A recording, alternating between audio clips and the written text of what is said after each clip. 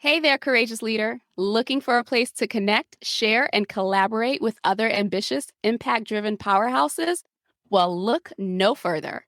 Join me and dozens of other bold, action oriented women in leadership in the Lead Hers Lounge.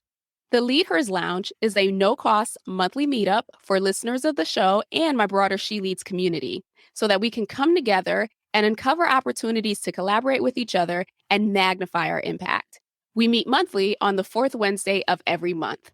Details to save your spot for the next no-cost meetup is in the show notes below, or you can head over to SabineGideon.com/lounge to register. Again, that's SabineGideon.com/lounge to register and save your spot. I'll see you in the lounge. Thank you for joining me on another episode of She Leads Now podcast, where we help career and entrepreneurial women gain the tools to develop a success mindset, create winning strategies, build collaborative relationships, and take bold action towards creating impact and fulfillment in their lives and careers. I'm your host, Sabine Gideon, and I'm on a mission to awaken and activate women and emerging leaders so they can tap into their innate leadership ability, elevate their influence, and create the impact they were destined to make. If you're ready to uplevel your confidence, courage, and influence, you've come to the right place. Join me weekly for insights, strategies, and resources to help you grow, develop, and embody the leader you were meant to be, so that you can make the impact you know you are called to make and establish the legacy you've always dreamed. The world eagerly awaits the emergence of your brilliance, impact, and influence. So with that, let's dive into this week's episode. Hello and welcome to another episode of the She Leads Now podcast. I am your host, Sabine Gideon, and today my guest, Lisa Dahl, that is going to share her journey of entrepreneurship and certainly how she became to be the leader that she is today. So a little background about Lisa. Lisa is a certified intuitive eating and body image health coach. At Lisa Dahl Wellness, she offers her premier program, Body Peace and Food Freedom. Through intuitive eating, she helps women undiet their lives. I love that. Make peace with their food and body. Lisa teaches women to listen, trust, and respect their bodies to be happy, healthy, and confident at any size. My goodness, what amazing work to be doing. Welcome to the show. So glad to have you. Thank you. I'm so excited to be here. Awesome. Well, I just read your bio. I would love to hear from you. And as I'm sure the audience would too, share a little bit about your journey, how you came into the space of being a wellness coach and focused on intuitive eating. So it's a great question, because if somebody had asked me 5 years ago if I would help women undiet their lives, I would have said, not a chance. I had been a professional dieter since I was 12 years old. I became uncomfortable in my body when I was in elementary school. I probably diet better than most people did. And one of the reasons for that is because I was always complimented on how much willpower I had and how I could give up everything. And meanwhile, I'm living in restriction and deprivation, thinking that is normal. And when I decided to shift careers from catering 5 years ago, I thought I was going to be the health and wellness coach to help women lose weight. I already had the personal experience, and army with some, education and professional background, I was going to be that go-to person to help you lose weight. And then I discovered once I got my health and wellness coaching certification and my desire to be the best coach that I could be and my desire to learn, I came across a book called Health at Every Size. And it opened my eyes to a whole new world. And I discovered I had my own disordered eating challenges. And through that book, I discovered the practice of intuitive eating. And while I was reading and learning, I started to be able to heal my own challenges. And I proceeded with getting certified in the practice of intuitive eating. And from that point on, I knew ethically and morally, I could not help women to lose weight. It shifted my life personally and professionally and has really given me body peace and food freedom. And that's where my program has come from, is from my past and my experiences. Wow, that is such a powerful testimony. And when we talked before, I thought it was ironic that you are a chef and around food all of the time, and yet, had these internal struggles that you were fighting through. And so I love the fact that, you've leveraged your experience, though I'm pretty sure it took a lot of courage and it's taken a lot of work to help you shift your mindset around that to now be helping women do the same. Now, from a career perspective, how did you even get to the place where you were a chef? Like what drew out that passion for you to follow that path?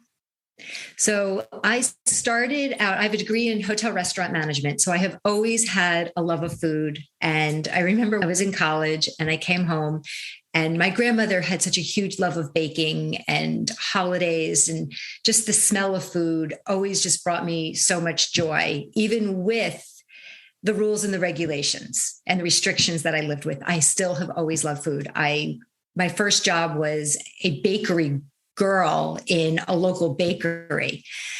But when I had come home from college, and my grandmother was probably in her 80s, and she has this huge, large Le Creuset pot. And it's this big flame orange. If anybody knows what the brand is, it's still very well known today. And it was tucked underneath one of her cabinets. And she says, Lisa, if you can get this pot out, it's all yours, because they weigh a ton. And I was, 19 or 20, I was like, sure, I'll just bend out and get it. And it's just been one of those, it's just been part of my journey. And when I still use that pot today, I think of her. And I've always had a love of cooking, a love of entertaining. And I did it for friends and family for many, many years. And when I moved a lot with my ex-husband, and we finally had bought a home that had 2 kitchens in it, and I was able to legally work from home and have my children at home, because it was really important for me to be, I loved being the stay-at-home mom. I was so grateful that I had the privilege to be the stay-at-home mom. So I was able to combine being home and creating my own business. And I had the luxury, the privilege of having it start out as a hobby that turned into a business. And then the house of cards fell apart in that I asked for a divorce. And when I asked for a divorce, I lost my second kitchen, the ability to work legally out of my house. So I lost my house, I lost my home, I lost my insurance, all of those things that go along with divorce. And I needed to go work for another company. I merged my business into another company to create some stability. And I did that for several years, knowing I wouldn't love it, because I lost all my autonomy and all the things that I loved about having my own business, being the creative part and cooking and meeting my clients' needs, not here's a standard menu, this is what you get to choose from. And so in between all of that, my personal life changed. And when my partner and I decided to live together, he gave me the most amazing gift, which was time. And I quit my job on a Friday and I went back to school on a Monday and worked towards my personal training certification, then onto my health and wellness certification, and then specializing in intuitive eating and body positivity, and just continuing to learn on that path from there. So it sounds like you've had the entrepreneurial bug most of your career. This smaller stint that you did, what we would call traditional or corporate, if you will, was very short-lived. Now, in terms of the individuals that you support in your business and in your organization, share with me a little bit more about who they are and when they come to you, why they come to you, and how you're able to support them. I work with women. And, you start out as that general health and wellness coach, willing to work with anybody, do anything. I work with women who are typically late 30s, early 40s on up. And they are women who have dieted, have a really challenging relationship with food and their body. They don't participate in all the things that they want to participate, and try to stay hidden and small because they're feeling big and large in their bodies. They are, and I want to say, I'm using the word desperate And they're just so desperate for relief on the pain that they are experiencing in their everyday life. They are consumed with food thoughts. They're consumed with, I can do this. I can't do this. I can eat this. I can't eat that. It's a good food. It's a bad food. Are my clothes going to fit? The whole dialogue and all the baggage that they carry, often from childhood. And it is women who are really saying, okay, I hear this thing. It sounds like there's something different. I'm really ready to give it a try because what I have done hasn't worked. I keep going round and round and round. I don't even know how many diets I've been on. And the days and the cycles can last from 24 hours to I'm dieting, to I'm not dieting, to a 6-month cycle, to a year cycle. The statistics show that 95% of people who lose weight will regain their weight within 3 to 5 years, and most often in that 5th year. Those before pictures end up becoming the after and the before again. And I help women learn how to listen, trust, and respect their here and now bodies, how to engage in life, being present, and understanding that their value does not come from that number on the scale. Get them out of their heads and into their hearts so that they can share who they are. Wow. I'm going to tell you right now, I feel very seen. Very, very seen.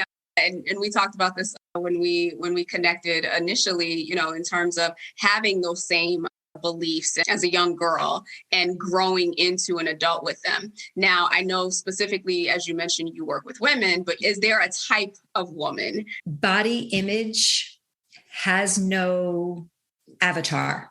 It is women who are in small bodies still have challenges with body image. That's why we have anorexia. That's why we have bulimia. There is no stereotype of, yes, there are predominantly people who are perfectionists that tend to fall into eating disorders more so. And it's an open door. Once you go on that first diet, it is the gateway to disordered eating and eating disorders. And, a lot of the women I work with have children and don't want to pass on their internal wars to their children because our children are listening. When you say, I shouldn't eat that, or how do I look, or I don't look good, your children are looking at a reflection of themselves and thinking, well, if you're unhappy with your body, if you can't eat that, what does that say about me? Because I'm a product of you.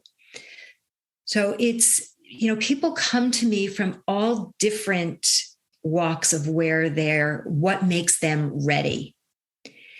And, the pandemic has really amped it all up because we spend so much time alone. And often we think about, well, the last time I saw that person, well, it could now be almost 2 years since the last time you saw that person. And now you're thinking, well, I look different.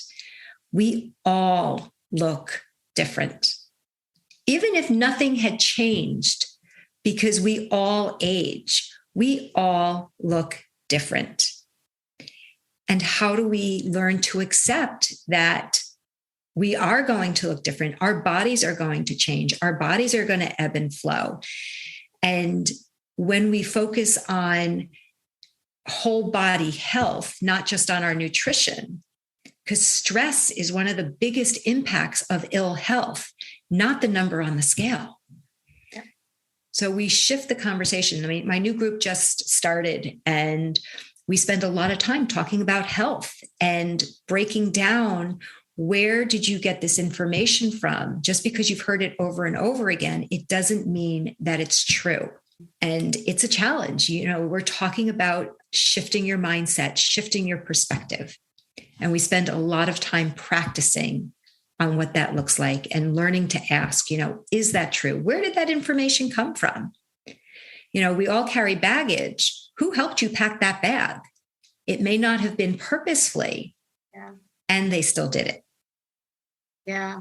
Oh my gosh, you made me think of someone that I had interviewed for another show, and she shared something very similar to what you just shared. She had a lot of body image challenges. And she would just say things to herself around like, oh my gosh, I feel fat, or oh my gosh, I don't look good in this and this, that, and the third. And her daughter at one point called her out and said, hey, if you keep talking about yourself like that, you're going to give me a complex. And so that was the moment where she like recognized that, wow, I am really talking negatively about myself, and I need to shift to that language, not just for me, so that I don't pass it on to my daughter or anyone else listening for that matter. And I love the fact that you do the work with your clients of getting down to the root of that belief, right? Like getting to who sowed those seeds that made you believe this. And in a society that we're in right now, where it's all about body image, it's all about BBLs, and it's all about, you got to look like this, you got to look like that. It almost like feeds whatever that original seed was. And so I can imagine that the women that you work with, it's a lot of deep and emotional work of getting back to themselves and what they value and who they are. It's frightening and scary and freeing. Mm. And the way that we talk about it is we come into a space that I have created that I want it to be a brave space, a space where you can learn to be comfortable in your body, in your thoughts, in your own skin, without judgment.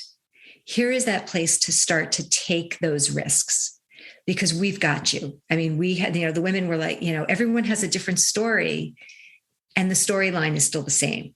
Mm-hmm. We all take different paths, but we're all reading from the same book. And it's really been fascinating on how quickly the tension comes down when you know that you're not alone. And the reason why I've created it as group and one-on-one is because as soon as we shut down, as soon as we close that viewfinder, you're subject to diet culture again. It's everywhere. Your power comes from when you start to notice it. Oh, it's when you're at the checkout counter and you're looking at the magazines and, the images of people, it's everywhere. Yeah, you're absolutely right. The messages are everywhere. So I'm a little curious, shifting gears here, right? So being an entrepreneur and, being able to grow your business and support women the way that you do, I'd imagine that, maybe some women are finding you and are just like, oh my gosh, I need you. But I also know that building meaningful connections within our network is another great way to build our businesses. So I'm curious for you, what role has networking and building meaningful connections or collaborating with other people, what role has that played in helping you continue to be successful in the work that you do? It's a great question. And it really takes time to learn that just because you've been introduced to somebody, you've exchanged in the old days a business card, that doesn't mean that you have established a relationship. It really, I've come to learn less is more. Find who you really connect with and nurture those relationships. And it's about, people work with people that they know, like, and trust. And yes, it is just a common line, and it's very true. The seeds that you plant today, think about being in a garden. They don't grow overnight. And sometimes those seeds that you plant this season aren't going to show up until next season. And then there's the plant that doesn't bloom, or it only blooms every other year, because sometimes those seeds can take a couple of years. Try to find what it is that you can gain from that experience, and how can you nurture it, or what can you learn from it that you would do differently next time to further that relationship. Absolutely. I love that analogy around the seeds, right? Like no one puts the apple seed and then like next day, okay, here I got a whole tree of right. Here's the orchard. We're ready to go. Yes, I love that. And so I'm curious, as you think about your career, and certainly you shared with us, the setback that you had with regards to your relationship ending and losing the kitchen. But as you think about your career overall, if you could, is there anything that you would go back and do differently? Or as you think about, your younger self, is there any advice that you would give to her in terms of, helping her to accelerate getting to the place that you are today, or yourself that you would do differently? It's a great question. And I think it probably changes from time to time. I have spent so much time getting certifications and learning how to continue to be the best coach that I can be, that my biggest challenge is taking the time to learn, or to have learned how to do systems and put things in place that would have saved me time that I'm so resistant to, because I'm so interested in supporting the women that I work with that I don't really care the best time of day to post. And I know that it's really, really important. So find people and believe that it is worth your investment to help people get you to where you need to be. Because there's certain investments that, if I could go back, I would have done earlier to get me up and running, because it's kind of like penny wise and dollar foolish. And it's hard. It's because you don't see it. And, it's like in my house, it's like, okay, what other coach are you supporting? Well, we're all coaches for a different reason, because that's our expertise. That's like me saying, here's the intuitive book, go read it and you go figure it out. Doesn't work that way. Right. So learning to invest in yourself in other than what you are focusing in, to know where you need the support. And I have been extraordinarily fortunate that my daughter is a graphic designer and has supported my stuff for the last year and a half. And everyone needs to have a person who's their right-hand person to help them get through this stuff, or find communities. If you're women who are listening here, find your network. And if you're a mom who's listening, there's an organization called pepperlane.co that has amazing support for women trying to be an entrepreneur. And their philosophy is to be in business for yourself and not by yourself. So there's places out there that you don't have to do it alone, and be willing to ask for help, be willing to go out of your comfort zone and meet women and barter, exchange, support, connect, collaborate, make time for those connections. Yeah, I love that. And you've touched on so many things. It's the, you don't know what you don't know, right? And so rather than trying to figure it out or learning, rely on the expertise of others to help support you, and simply ask for that support as well. And to your point, coaching, I will always plug coaching. It's such a gift on so many different levels, around helping to pull out things that are within you, but also helping you to see your blind spots. And it sounds like, at some point you recognize that, like, not asking for help or feeling like you have to do it on your own is a blind spot. And so you've leveraged the expertise of others to help support you in that. So thank you for sharing that. So as you think about the emerging leaders that are coming into this awareness, knowing what you know today, what advice would you give them? Or how would you want to steer them so that they can continue to be the impactful, purpose-driven beings that they've been called to be? First, everything is out of your comfort zone. And that becomes the new normal. When you feel those little butterflies or that tightness or that tension or whatever your body cues are, that something is uncomfortable, name what that is. Are you excited? Is it nervous? Are you out of your comfort zone? And don't let it stop you, because it's normal. I feel like I have lived the last 5 years out of my comfort zone. And really take the time to plan, to be strategic, put systems in place, be aware that, I can just get it done. Yeah, getting it done, yes. And I'm not talking about being perfect, because nothing is perfect. Otherwise, you're stalled. Just being more thoughtful in, if you're doing something, can you set it up to automate it? Take the time to learn to do your business. And don't work 7 days a week. You can't get it back. And I know I'm a victim of it because I love what I do and it's easy. And especially now with the pandemic, it's even easier to work late and work on weekends. Make sure that you give yourself space so that you don't burn yourself out. Yeah. That self-care is just as important as making $1. And I don't take that lightly. I understand financial hardship. Mm-hmm. You still need to invest in your self-care so that you have the capacity to go the long haul. Yeah, absolutely. Great advice and wisdom there. Really what you were touching on at the end, for me, what I heard was around, obviously the self-care, but really learning to set boundaries with yourself. Learning to set boundaries with others is a skill all in itself, but certainly learning to set boundaries with yourself is a true gift to you and everyone around you. So I'm glad that you highlighted that. Speaking of learning, I'm curious to know, is there a book that you're reading, or as you think about books that you've read that have been game changers for you, do you have a recommendation that you'd like to share with the audience? The books that stand out for me there's 3 books that are my absolute go-to books in game changers in my life. And the first book is, I wish I could be sharing some wisdom of business. I'm more on the personal side. And the 3 books that have changed my life are Health at Every Size by Linda Bacon. The second book is Intuitive Eating by Evelyn Tribole and Elise Resch. And the third book is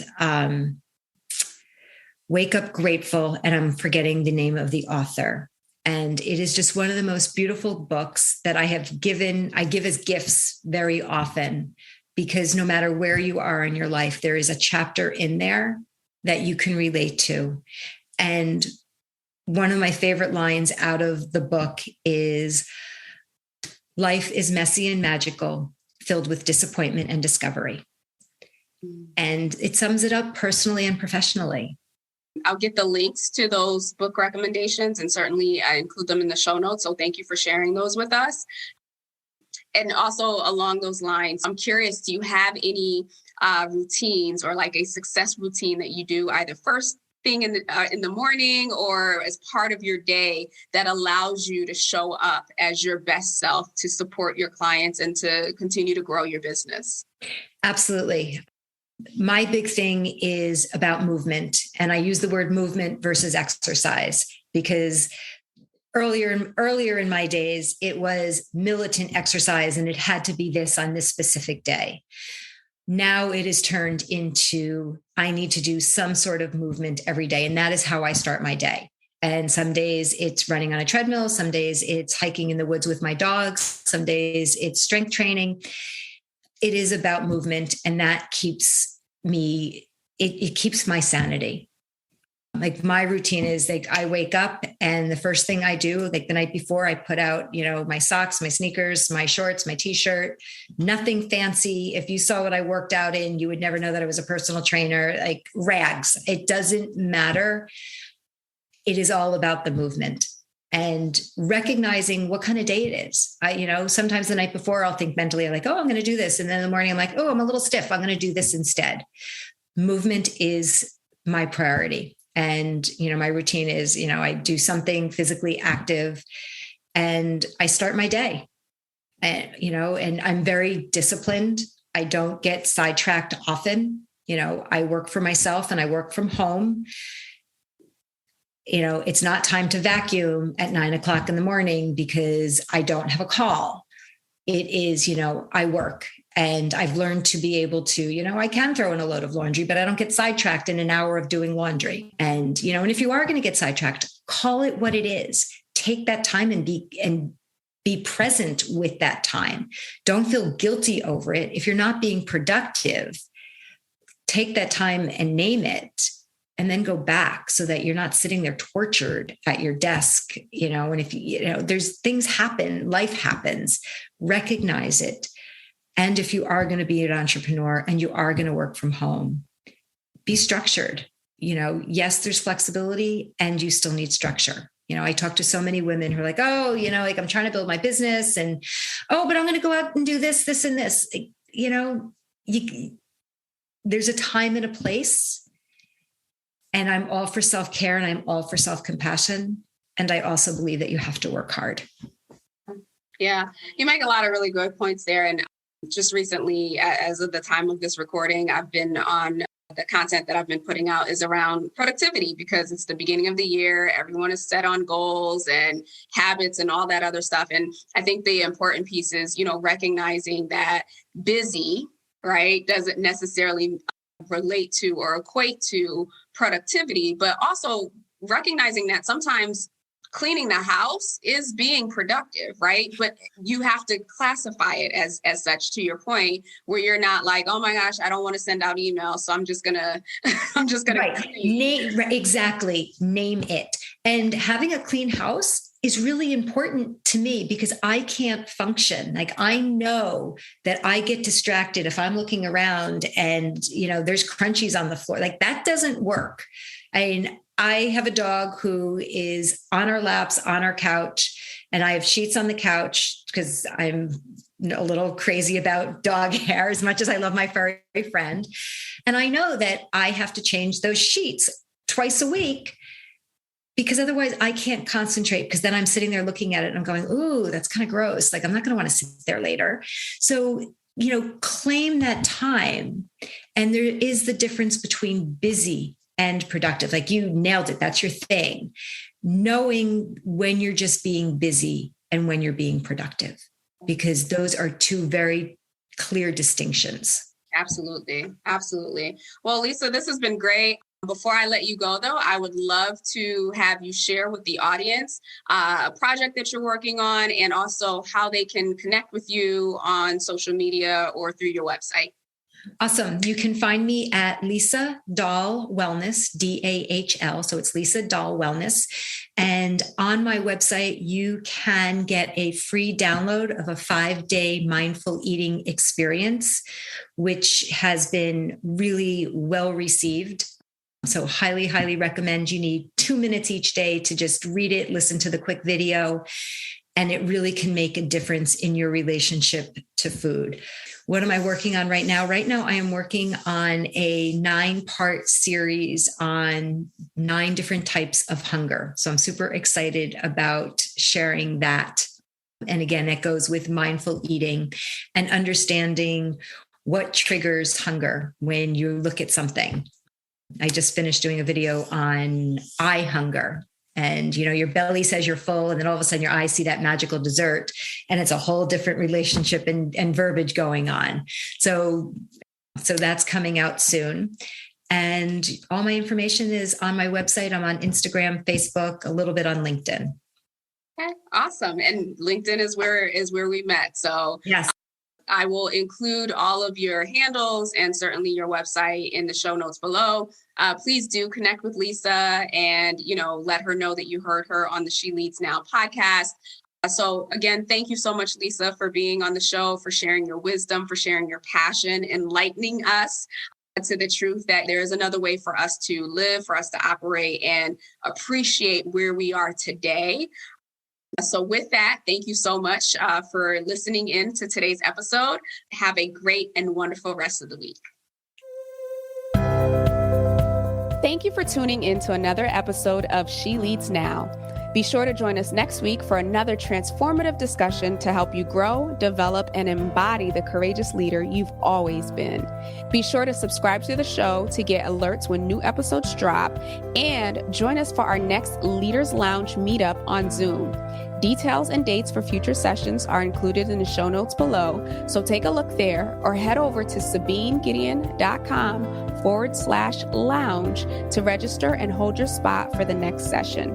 Again, that's SabineGideon.com/lounge to grab your spot. Excited to connect with you all inside the lounge. Talk to you soon.